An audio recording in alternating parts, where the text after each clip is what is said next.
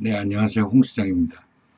음, 요즘 계속 그 유튜브 채널 자체를 여러분들 Q&A 중심으로 가던 것들을 실질적으로 이제 페이퍼 크래프트를 여러분들에게 알려주고 싶어서 영상 촬영을 하다 보면 하나서부터 12가지 다 제가 샘플링해서 만들어서 여러분들한테 예제를 보여줘야 되기 때문에 시간이 생각보다 굉장히 많이 걸려요.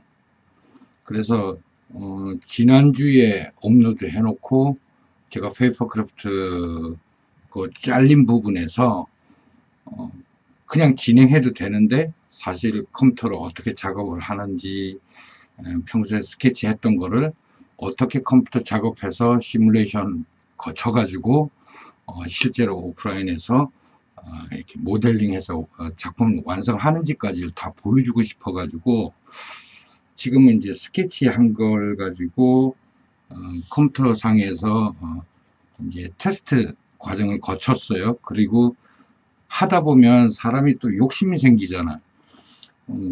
내가 이거 자료 올릴 수 있으면 여기 화면 띄워놓을게요. 여러분들한테 캐릭터, 치비 캐릭터 하나 가지고 예제를 보여주려고 그러는데 또 사람이 이렇게 만들다 보면 욕심이 생기잖아. 그러다 보니까는 캐릭터 하나 만들려고 그랬던 거를 또 이것도 한번 해볼까 해서 또 해서 지금 치비 캐릭터 여러분들한테 설명해주고 싶은 캐릭터는 지금 요거 요건데 이렇게 이렇게 안 보여? 그냥 자료 사진으로 올릴게요. 이거였는데 하다 보니까 돼지도 하고 싶고 또 하다 보니까 토끼도 하고 싶고 하다 보니까 또 이렇게 애기들 하고 싶고 그러니까 이게 사람이 직업이 어쩔 수 없어. 뭐 이렇게 한번 손을 대면 막 이것도 하고 싶고 저것도 하고 싶고 여러분한테 보여주고 싶은 게 많다 보니까 캐릭터를 지금 3개, 4개를 건드려 버렸어요. 그래서 안 된다. 하나만 가지고 지금 진행을 해야 된다.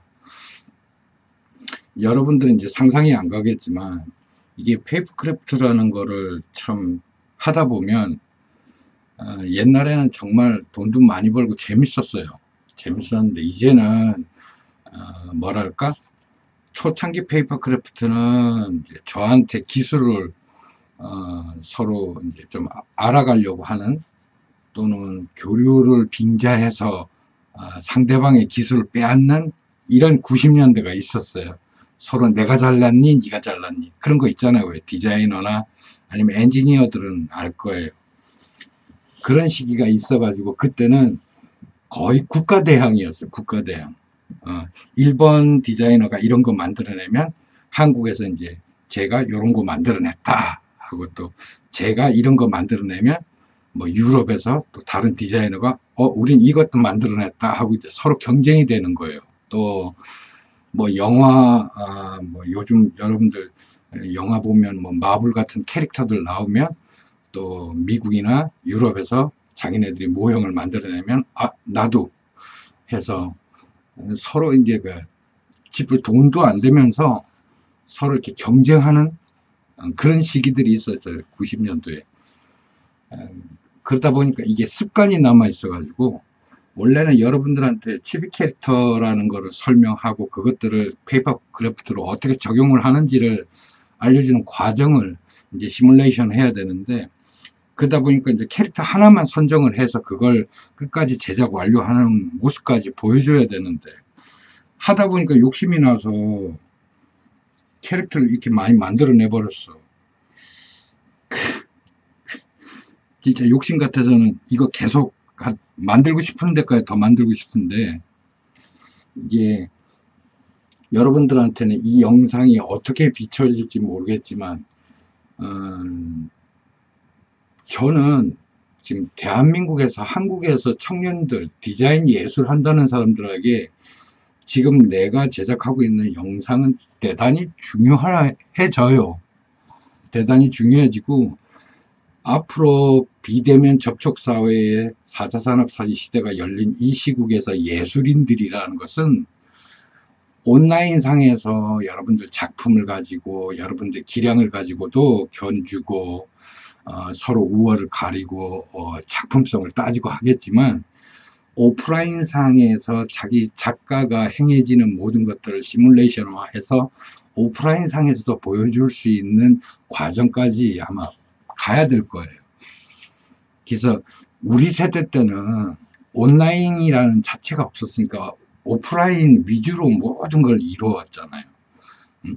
뭐 대학을 나오고 뭐 전시회를 거쳐서 자기 캐리어를 쌓아가지고 박람회 참여를 해가지고 자신을 알리고 스폰서를 구해서 뭐 이런 과정을 거쳤다면, 지금은 온라인상에 자기의 입지를 굳히는 역할들을 해와야만 하고, 전 세계 국가들이 온라인상에서 있기 때문에 한국만을 어떤 지역적인 지역을 대상으로 내가 작품 활동을 하는 게 아니라 정말 인종도 다르고 뭐 서로의 문명도 다르고 문화도 다른 그런 서로 다른 국가들끼리 경쟁을 해야 되기 때문에 여러분들이 어떤 종목의 예술을 하느냐가 대단히 중요한 이제 시점이 되었고, 보편적으로 국제사회에서 하고 있는 예술에 여러분들이 이제 대학에서 배우고 뭐 졸업을 해서 그와 관련된 직종의 일을 하게 되겠지만, 아마도 지금 졸업해서 예술 활동을 하고 있는 사람들은 피부로 절감할 거예요. 도대체가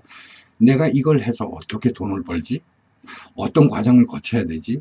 아무리 선배들을 쫓아다니고 갤러리를 쫓아다니고 뭐 인맥을 동원해서 전시회를 거창하게 해도 여러분들한테 남는 건 하나도 없을 거예요. 그래서 우리 시대 때는 뭐 순수 미술이냐 뭐 상업적 미술이냐 해가지고 순수 미술을 하는 사람들, 상업적 미술을 하는 사람들을 예술가를 안 쳤었어요. 그런 시기도 있었어요. 하지만 여러분들 지금은 공감할 거예요.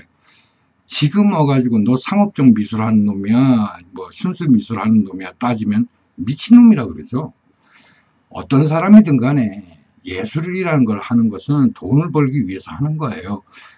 그런 경제 활동을 통해서 발생된 부가가치를 가지고 내 창작에 대한 어떤 재료로서 활용이 되기 때문에 나는 돈 같은 거 안 봐요 하는 거, 이건 정신 나간 놈 아닙니까? 그러다 보니 여러분들이 한국 시스템에서 배워왔던 과정을 거쳐가지고 졸업을 해서 지금 이 변화된 문명에서 전혀 쓸모가 없다 보니, 여러분들 이제 내 영상에서 내가 하는 이야기를 듣고 뭔가 공감하기도 좀 애매하지만 지금 무슨 말 하는지도 좀 애매하고, 하지만 쉽게 설명드리면 여러분들이 지금 현재 처해 있는 예술 디자인을 하는 사람들, 현업에 있는 사람한테 직접 물어보세요.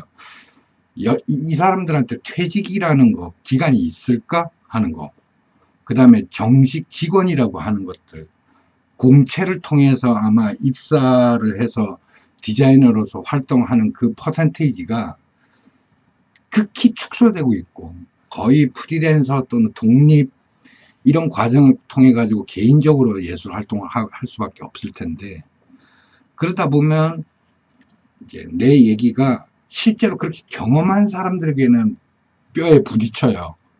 그리고 사실적으로 다가오고, 그러면 어떻게 해야 되느냐고 질문을 해요. 그럼 페이퍼 크래프트를 할 수밖에 없다.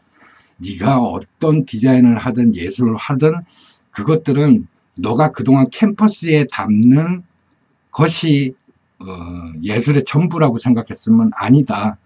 캠퍼스에 담은 너의 명화를 오프라인 상에서 다양한 제품에 적용도 하고, 또는 시뮬레이션 해가지고 일반 소비자들이 마음껏 제작할 수 있게끔 동면화하고, 이런 과정이 필요한데, 국제사회에서는 그것들이 이렇게 통합되어서 자기가 예술을 배우는 과정에서 전부 그런 과정을 거치거든.